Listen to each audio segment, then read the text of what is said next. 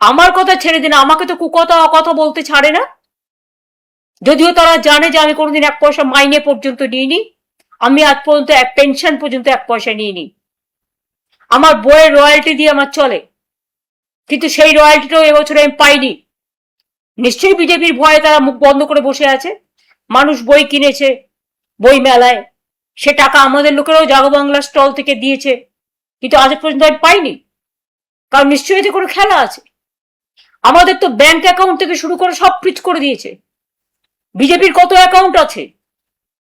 Central কোষাগার, রাজ্যের আলাদা কোষাগার, ফন্টাল অর্গানাইজেশনের আলাদা কোষাগার, এমনকি RSS রেজিস্টার্ড নয়।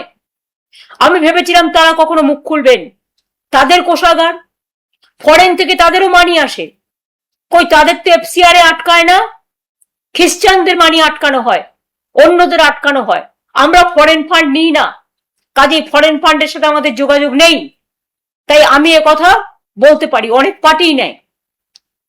তারা নেয় নিশ্চয়ই, তারা কোনো আইন করেছে বা কিছু একটা করেছে, কিন্তু বিজেপির যারা শাখা সংগঠন তাদের তো কোনো আইন নেই। আজকে যারা ইয়াং জেনারেশনকে নিয়ে নিটের বিরুদ্ধে আন্দোলন করলো, তাদের অ্যান্টি ন্যাশনাল বানানোর চেষ্টা হচ্ছে, তাদের উপর অত্যাচার হচ্ছে, তাদের পরিবারের উপর অত্যাচার হচ্ছে। আমি বলি, ওরে ভ্রষ্টাচারী সরকার, চ্যারিটি বিগিনস অ্যাট হোম। এই 3 মাসে বাংলায় তোমরা লক্ষ লক্ষ কোটি টাকা আমি শুনছি লুট হয়ে গেছে। কোনোদিন শুনেছেন স্লোগান দেয় রাম রাম, রামজির নামে? রামজি আমাদের কাছে মা দুর্গার পুজো করেছিলেন, রাম সীতা আমাদের কাছে চিরকালই আমরা জয় শ্রীরাম গান্ধীজিও বলেছিলেন। কিন্তু এরা রাম মন্দির থেকে শুরু করে, পানিহাটির মন্দির থেকে শুরু করে, বর্ধমানের সর্বমঙ্গলা মন্দির থেকে শুরু করে, আরো অনেক মন্দির থেকে, বেনারস থেকে শুরু করে, মধ্যপ্রদেশ থেকে শুরু করে, আসাম থেকে শুরু করে প্রণামী বাক্স লুট করছে। ভাবছে প্রণামী বাক্সটাও বিজেপির অধিকার। যে আশা কর্মী মারা গেছে, আমি সব আশা কর্মীদের পাশে আছি এবং আমি ইমিডিয়েট একটা টিম পাঠাতে চাই। আমি 2-1 দিনের মধ্যেই পাঠাবো, তাদের পরিবারের সাথে কথা বলবো। আমি নিজে যেতে চাই, আমাকে বেরোতে দেওয়া হচ্ছে না।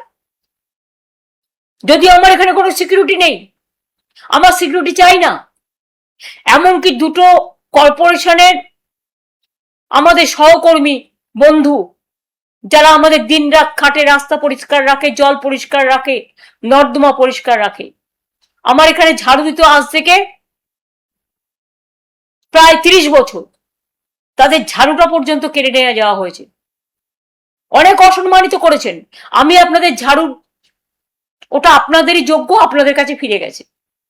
আমি আপনাদের ঝাড়ু নিয়ে পরিষ্কার, দরকার হবে নিজে পরিষ্কার করব। আমি বাগান পরিষ্কার করতে ভালোবাসি, আমি ঘরের কাজ করতে ভালোবাসি, কিন্তু মানুষের জানা দরকার কোন লেভেলে এরা গেছে। আমরা কেউ জানি না কত হাজার কেস হয়েছে মানুষের নামে, সব জেলে।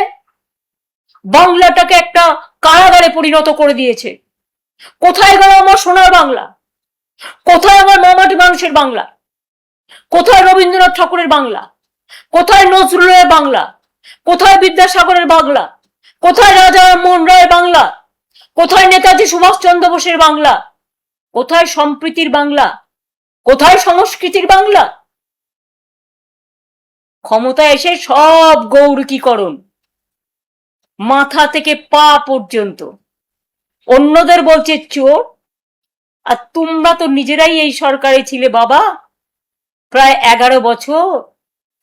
তার আগেও বাবা এমপি, তুমি এমপি, বাবা মন্ত্রী কেন্দ্রীয় সরকারে তৃণমূল কংগ্রেসের দৌলতে। তখন তোমরা কিচ্ছু করো, ভাজা মাছটা উল্টে খেতে জানো না।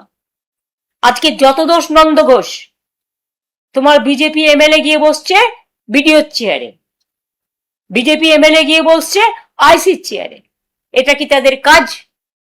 না পুরো ফান্ড সাজিয়ে বসেছে, টেবিল সাজিয়ে বসেছে, এত টাকা দাও, অত টাকা দাও, টাকার বান্ডিল গোনা হচ্ছে।